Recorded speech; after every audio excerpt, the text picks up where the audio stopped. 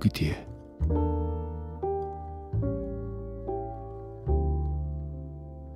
Tamo gdje sunca zalaze oblacima donoseći kišu, što preljevaju se bojama njegovog užarenog sjaja.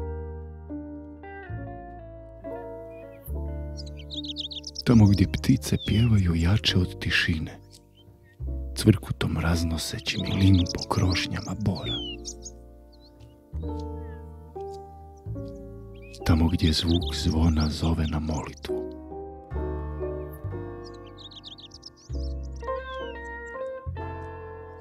Dok val razbija se od stijenu i liticama preplanulih od sunca.